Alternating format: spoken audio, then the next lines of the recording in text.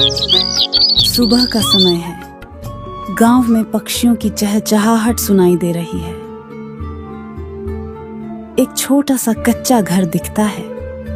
घर के बाहर एक बूढ़ा किसान रामलाल अपने बेटे मोहन के साथ बैठा है।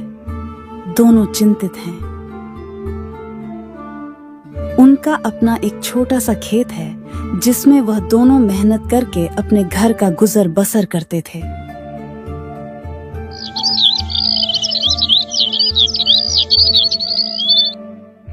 रामलाल अपने बेटे से कहता है, बेटा, इस बार भी बारिश ठीक से नहीं हुई। खेत सूखा पड़ा है। फसल कैसे होगी? बाबूजी, चिंता मत कीजिए, हम मेहनत करेंगे। भगवान कुछ न कुछ जरूर करेगा। मेहनत तो हर साल करते हैं बेटा, पर हमारे पास ना तो अच्छे बीज हैं और ना ही अच्छा खेत है। बाबूजी, कुछ नया सोचते हैं। शायद गांव के मुखिया से मदद मांगे। अगर वह हमारी मदद कर देंगे तब तो ठीक है।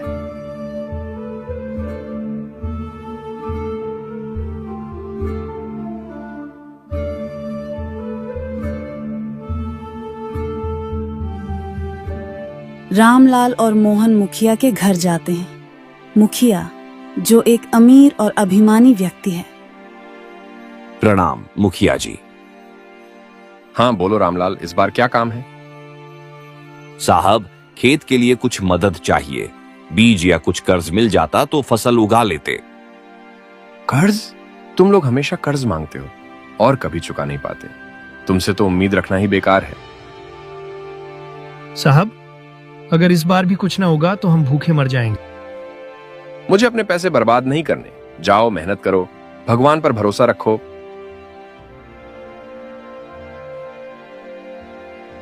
रामलाल और मोहन निराश होकर लौट आते हैं। घर लौटते समय रामलाल रोते हुए अपने बेटे मोहन से कहता है, देखा बेटा, गरीब का कोई सहारा नहीं होता। मदद के लिए हाथ फैलाने पर भी अपमान ही मिलता है। बाबूजी, इस बार हम किसी पर निर्भर नहीं रहेंगे। मैं कुछ करूंगा, चाहे दिन रात मेहनत करनी पड़े। मोहन की आंखों में जिद और आशा का संचार होता है। रामलाल थोड़ा शांत होता है।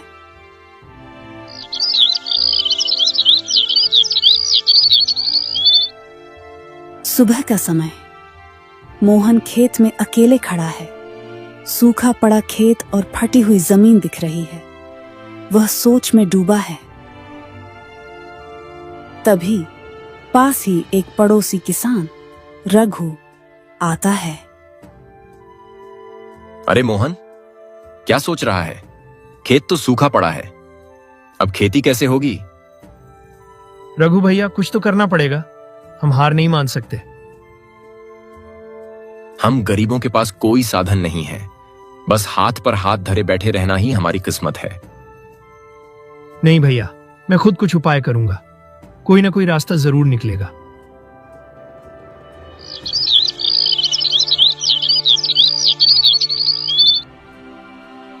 मोहन गांव के छोटे से बाजार में आता है।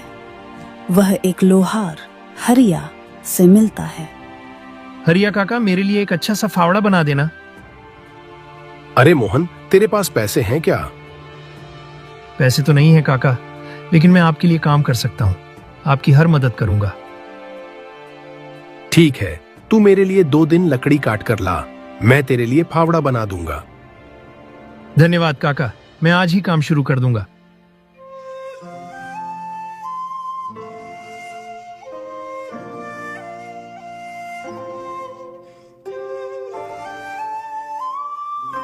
मोहन जंगल में लकड़ी काट रहा है। पसीने से लथपथ वह मेहनत कर रहा है। तभी एक बूढ़ा साधु वहां आता है। बेटा, इतनी मेहनत क्यों कर रहा है? मेरे पास इतने पैसे नहीं है कि मैं अपने लिए एक फावड़ा बनवा सकूं। मैं और मेरे पिताजी खेत में काम करते हैं, तो एक फावड़ा कम था। उसी के लिए मैं मेहनत कर रहा हूं। और यह लकड़ियां काट कर मैं हरिया काका को दे दूंगा, तो वह मेरे लिए फावड़ा बना देंगे। मेहनत तो ठीक है, लेकिन अपने दिमाग का भी इस्तेमाल कर। जरूरत पड़े तो दूसरों की मदद भी लेना सीख। साधु मोहन को एक बीज का पोटली देता है। यह जादुई बीज है, इसे जमीन में बो देना, यह तुम्हारी मदद करेगा। धन्यवाद बाबा, मैं इसे जरूर आजमाऊंगा। मोहन खुशी खुशी खेत की ओर लौटता है।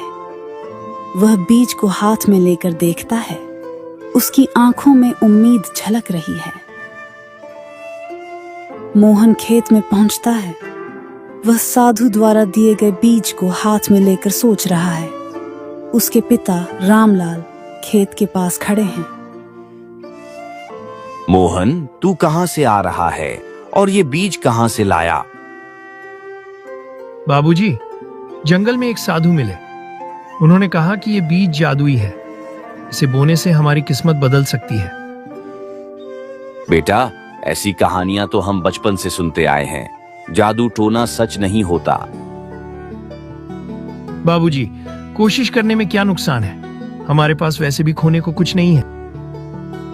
रामलाल बिना कुछ कहे सिर झुका लेते हैं। मोहन बीज बोने की तैयारी करता है। मोहन और रामलाल खेत की जमीन को ठीक करते हैं। मोहन बीज को बो देता है।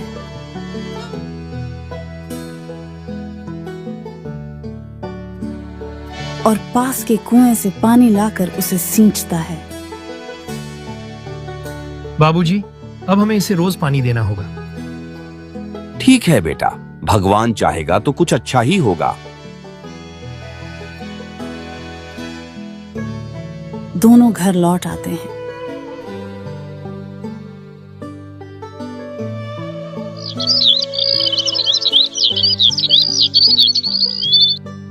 सूरज की पहली किरण खेत पर पड़ती है। मोहन और रामलाल खेत की ओर जाते हैं।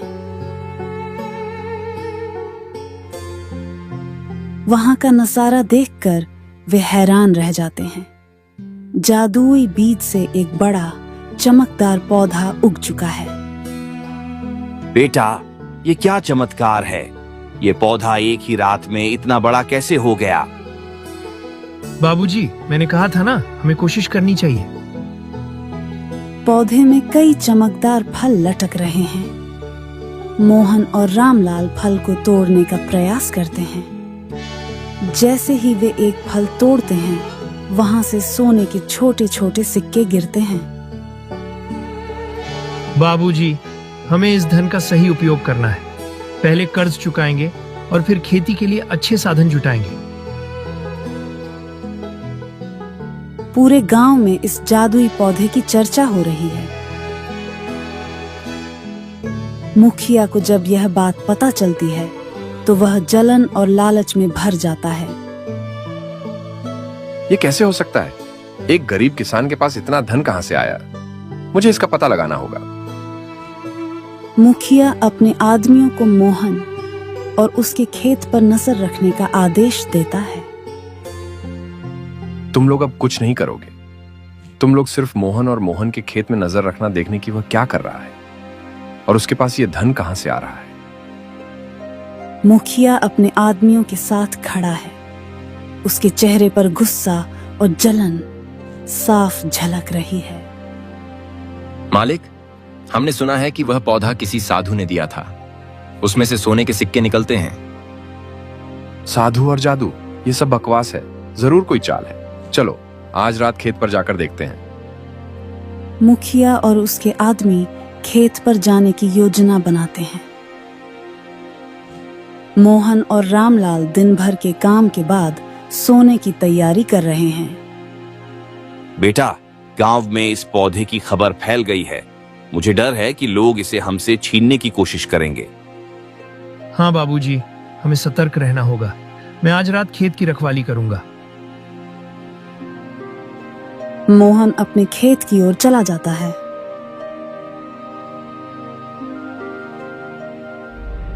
मुखिया अपने आदमियों के साथ खेत पर पहुंचता है। चारों तरफ सन्नाटा है। मुखिया जादुई पौधे को देखता है और उसकी आंखें लालच से चमक उठती हैं। मालिक यही है, वह पेड़ जो सोने के सिक्के देता है। अगर यही है वो पौधा, तो इसे जड़ से उखाड़कर मेरे घर ले चलो। लेकिन मालिक, अगर किसान को पता चल गया तो? चुप, कोई हमें देख नहीं रहा, जल्दी करो। आदमी पौधे को उखाड़ने की कोशिश करता है, तभी मोहन छिपकर यह सब देख लेता है। वह जोर से चिल्लाता है, रुक जाओ, ये हमारा खेत है, तुम लोग चोरी क्यों कर रहे हो? अरे मोहन, हम तो बस इसे देखने आए थे। झूठ मत बोलो, तुम लोग इसे उखाड़ने की कोशिश कर रहे थे। मोहन की ऐसी बातें सुनकर मुखिया और उसका आदमी डर कर भाग जाते हैं।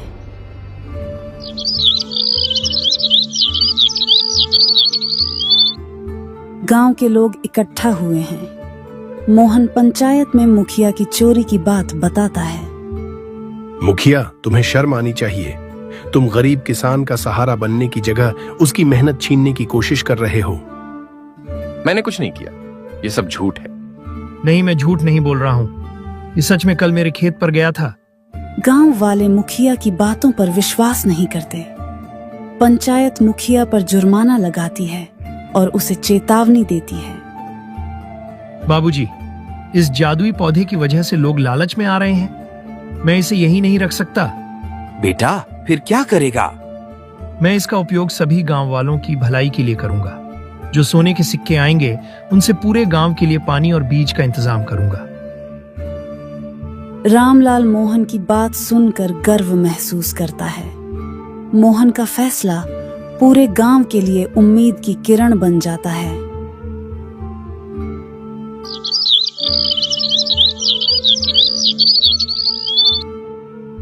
सुबह का समय, मोहन और रामलाल खेत पर खड़े हैं। जादुई पौधे से निकलने वाले सोने के सिक्के इकट्ठा किए हैं। गांव के कुछ लोग, जिनमें रघु और अन्य किसान शामिल हैं, उनसे कहते हैं, अब इन सिक्कों का क्या करोगे?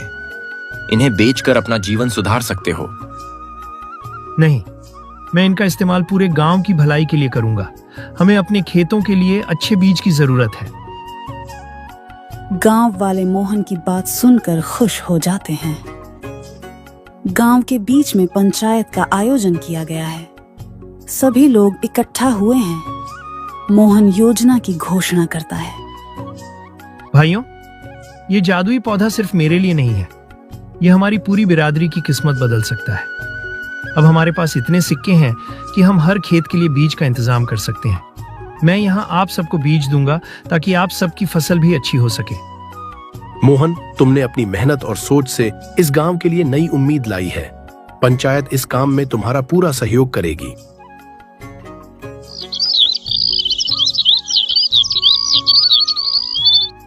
फिर मोहन ने अपने गांव में बोरियों का ढेर लगा दिया और सभी किसानों को बीज देने लगा, जिससे कि सभी किसान बहुत खुश थे।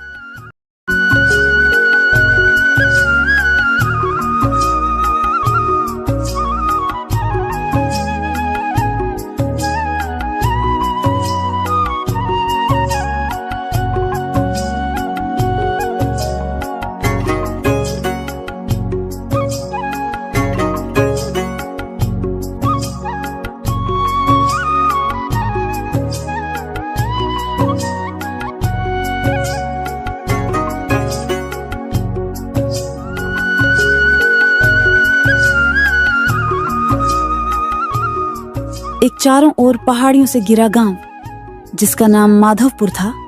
उस गांव में एक गरीब किसान सुरेश अपनी पत्नी नीलम के साथ रहता था। उसके पास अपना खत बिल्कुल भी नहीं था, इसीलिए वह जमींदार के खेतों में काम करके अपना और अपनी पत्नी का पेट पालता था। लेकिन सुरेश बहुत ही मेहनती किसान था। वह काम करने में बिल्कुल लापरवाही नहीं करता था।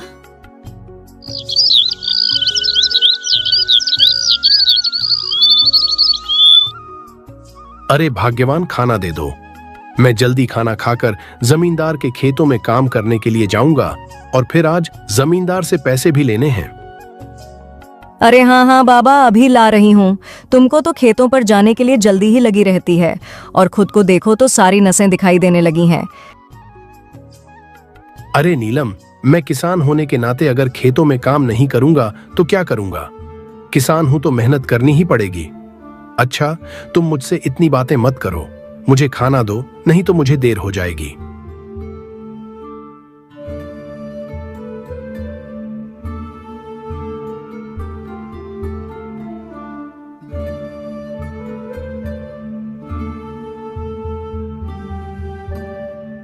सुरेश सारा दिन खड़ी धूप में खेत में काम करता रहता है।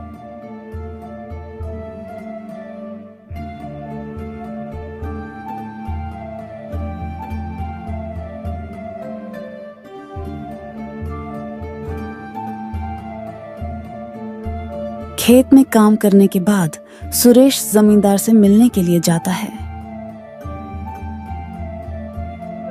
आओ आओ सुरेश भाई, क्या हाल है और सब लोग घर में ठीक है ना? हाँ मालिक, आप लोगों की दुआ और भगवान की दुआ से हम लोग ठीक हैं और थोड़ा बहुत गुजर अच्छे से हो रहा है।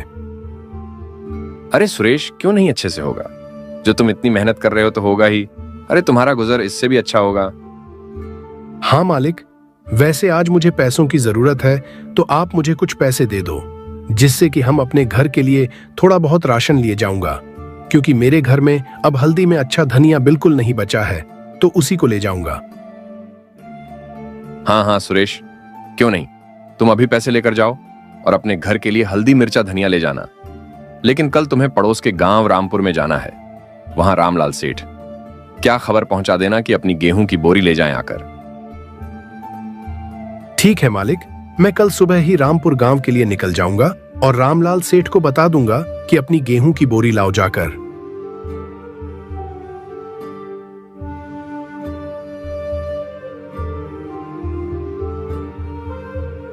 सुरेश पैसे लेकर चला आता है और सबसे पहले हल्दी मिर्चा धनिया बेचने वाले के पास जाता है और उससे कहता है, भैया मुझे आधा किलो मिर्च और आधा किलो हल्दी दे दो। सुरेश हल्दी मिर्च लेकर चला आता है।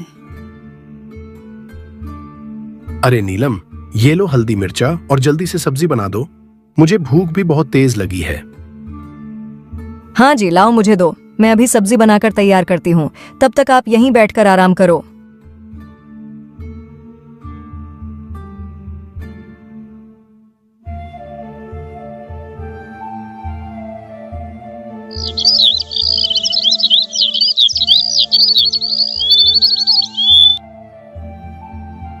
सुरेश रामपुर गांव के लिए निकल जाता है। और सुरेश भाई, क्या हाल है? सब लोग ठीक है ना? और हमारे सभी दोस्त भी ठीक है ना? हाँ किशोर भाई, सब लोग ठीक हैं, बस आप लोगों की कृपा है। और सुरेश भाई, कैसे तकलीफ की? इतनी दूर आने में कोई काम था क्या? हाँ किशोर भाई, वह मुझे जमींदार साहब ने भेजा है, उनके यहाँ आपकी गेहूं की बोरी तैयार है, आप कल उन्हें उठा लाइए जाकर। अरे हाँ सुरेश भाई, मैं तो भूल ही गया था। अरे वह जमींदार साहब को मैंने पहले ही बताया था कि मुझे गेहूं की बोरियां चाहिए, इसीलिए उन्होंने तुम्हें यहाँ भेजा है। चलो ठीक है, तो मैं कल जाकर ले आऊंगा।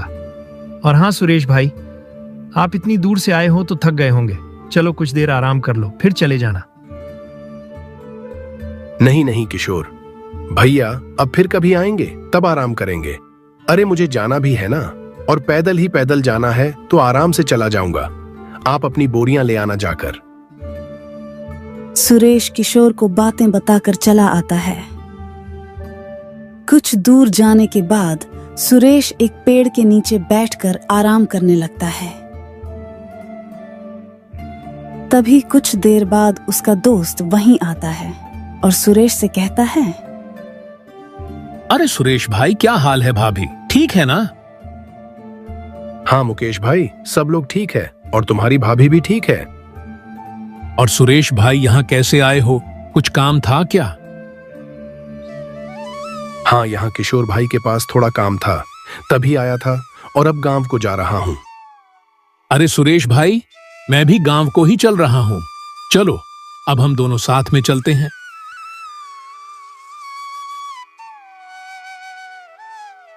फिर दोनों एक साथ गांव के लिए निकल पड़ते हैं। अच्छा तो मुकेश भाई, आप गांव को जाओ, मुझे जमींदार साहब से कुछ काम है, इसीलिए मुझे वहां जाना पड़ेगा। ठीक है भाई, आप जाओ और मैं गांव को चला जाता हूं।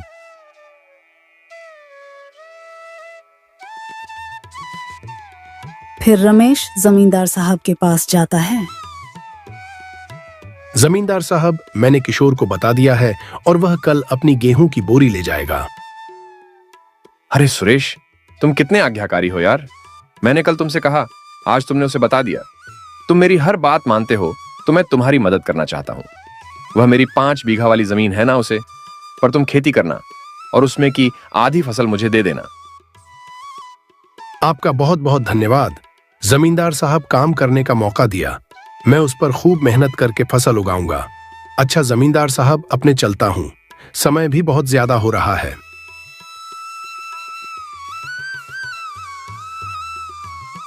सुरेश बड़ी खुशी से अपने घर पहुंचता है। तभी उसकी पत्नी सुरेश से कहती है, वाह भाई वाह, कितना अच्छा टाइम है एक घर आने का। अरे इतना टाइम कहाँ लगा दिया आपने? मैंने कहा था ना कि जल्दी घर चले आना, लेकिन नहीं आना तो तुम्हें रात में ही है और घर इतने टाइम आ रहे हो। फिर भी बहुत खुश नजर आ रहे हैं, ऐसा क्या करके आ रहे हो? अरे भाग्यवान, हर बार मैं गलत जगहों पर ही समय नहीं बिताता हूँ। अरे तुमको सुबह बताया था ना कि मुझे रामपुर जाना है, और वहां से आया तो रास्ते में एक दोस्त मिल गया। उससे कुछ बातचीत की और फिर जमींदार साहब के पास गया। तो जमींदार साहब मेरे काम से खुश हुए, तो उन्होंने जमींदार साहब में हम लोगों को अपना एक वहीं 5 बीघा वाला खेत खेती करने के लिए दे दिया है। और अब हम उसी जमीन पर खेती करेंगे और उस पर उगने वाली फसल का आधा हिस्सा जमींदार साहब को दे देंगे। अरे मुझे माफ करना, मुझे पता नहीं था कि आप इतना अच्छा काम करके आए हो। अब तो हम लोगों को किसी चीज की तकलीफ नहीं होगी। बस आप कल से ही उस खेत पर मेहनत करना चालू कर देना, तभी हमारी फसल अच्छी हो पाएगी। अच्छा, अब आपको भूख भी लगी होगी क्योंकि आज पूरा दिन हो गया आपने खाना नहीं खाया। तो चलो, मैं खाना तैयार कर दिया है, खा लो चलकर। फिर दोनों पति पत्नी बड़ी खुशी से खाना खाते हैं।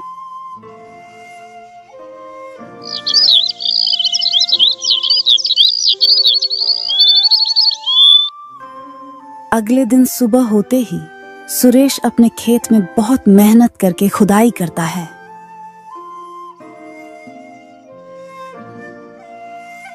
और सुरेश अपने खेत में गेहूं बो देता है।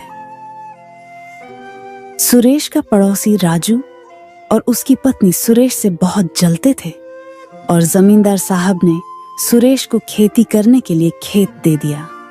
इस बात का पता जब उन दोनों को चलता है तो वह आपस में बातें करते हैं। अरे देखो, ये सुरेश तो पहले ही ज्यादा मेहनत करता था, लेकिन जमींदार ने इसे अपना खेत भी खेती करने के लिए दे दिया। अब तो ही हम लोगों से बहुत ज्यादा अमीर हो जाएगा और तुम ऐसे ही मुंह लटकाकर बैठे रहोगे।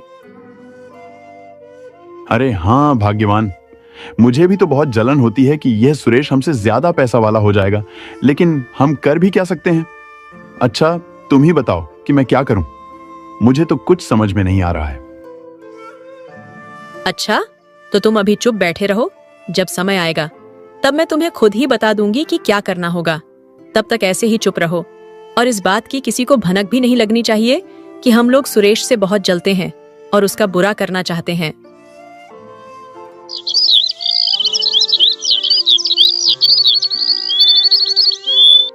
कुछ महीने बाद सुरेश की फसल बहुत अच्छी तैयार हो जाती है। अरे देखो नीलम, हमारी फसल कितनी अच्छी तैयार हुई है, और यह सब मेरी मेहनत और भगवान की कृपा से ही हुआ है। अब हम इसकी कटाई कल करेंगे। हाँ, हमारी फसल इस बार बहुत अच्छी हुई है और हमको बहुत अच्छा मुनाफा भी होगा। अच्छा चलो, हम लोग घर चलते हैं और इसकी कटाई कल करेंगे। देखो, अब सुरेश की फसल बहुत अच्छी तैयार हो गई है। अब तुमको रात में जाना होगा और उस सुरेश की फसल में आग लगा दोगे। अगर तुमने एक काम आज नहीं कर पाया तो कल उसकी फसल कट जाएगी और ये हमसे बहुत अमीर हो जाएगा। हाँ भाग्यवान, मैं आज रात में ही जाऊंगा और उस सुरेश की फसल खराब कर दूंगा, उसमें आग लगा दूंगा। फिर राजू रात में जाकर सुरेश की फसल में आग लगा देता है।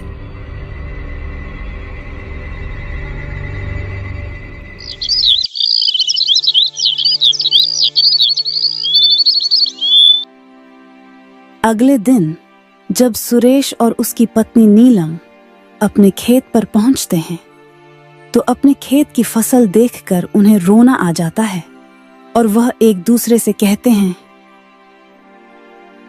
अरे नीलम, ये मेरी फसल को क्या हो गया? इसमें आग कैसे लग गई? ना जाने किसकी नजर मेरी फसल पर रख गई। अब मैं क्या करूंगा?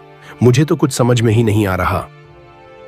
पता नहीं हमारी फसल को क्या हो गया, किसकी नजर लग गई। आप इतना सोचो मत, अगर भगवान ने बिगाड़ा है तो भगवान ही बनाएगा। फिर उसके घर जमींदार साहब अपनी आधी फसल का हिस्सा लेने के लिए आते हैं। सुरेश, तुम अपने वादे के मुताबिक मुझे मेरी आधी फसल का हिस्सा दे दो। अरे जमींदार साहब, मेरी फसल में आग लग गई है और वह सारी फसल बर्बाद हो गई। अब आप ही बताओ, हम आपको कहां से फसल का आधा हिस्सा दें? देखो सुरेश, मुझे कुछ नहीं मालूम। अगर तुम मुझे आधी फसल का हिस्सा नहीं दे सकते हो तो इस घर और उस खेत को भूल जाओ और अब इस घर को तुम छोड़कर कहीं और रहो जाकर।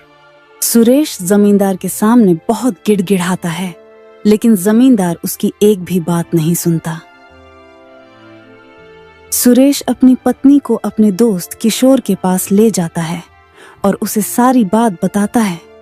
उसकी बात सुनकर किशोर सुरेश से कहता है, अरे भाई सुरेश, तुम्हें चिंता करने की कोई बात नहीं है। तुम मेरी दुकान पर कुछ दिन काम कर लो, जिससे तुम्हारे पास पैसे हो जाएं और तुम यही मेरे इसी घर में रहना। और मैं अपने लिए दूसरी जगह घर बनवा लिया है, ठीक है? और मैं तुम्हारे खाने पीने का बंदोबस्त कर दूंगा। सुरेश किशोर की दुकान में काम करने लगता है।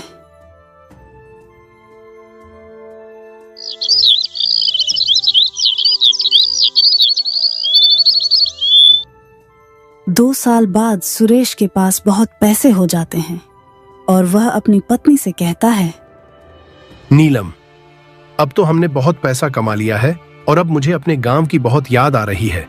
मैं अभी किशोर भाई से बात करूंगा और तुरंत अपने गांव के लिए चलूंगा। हम लोग अपने लिए वही एक नया घर बनवाएंगे। नीलम, मुझे बहुत दिन हो गए अपना गांव छोड़े हुए। ठीक है, आप किशोर भैया से बात करके आओ, फिर हम लोग अपने गांव चलते हैं। किशोर भाई, आपका बहुत बहुत धन्यवाद, जो आपने मेरा बुरे वक्त में इतना साथ दिया और अपने पास काम पर रखा। और मुझे अब मेरे गांव की याद आ रही है तो मैं अपने गांव जाना चाहता हूं। ठीक है सुरेश भाई, आप कभी भी अपने गांव जा सकते हो। फिर सुरेश अपने गांव में जाता है और अपने लिए एक अच्छा घर लेता है। अपने गांव में एक अच्छी सी दुकान खरीद लेता है। फिर सुरेश और उसके पत्नी दोनों खुशी खुशी अपना जीवन व्यतीत करने लगते हैं।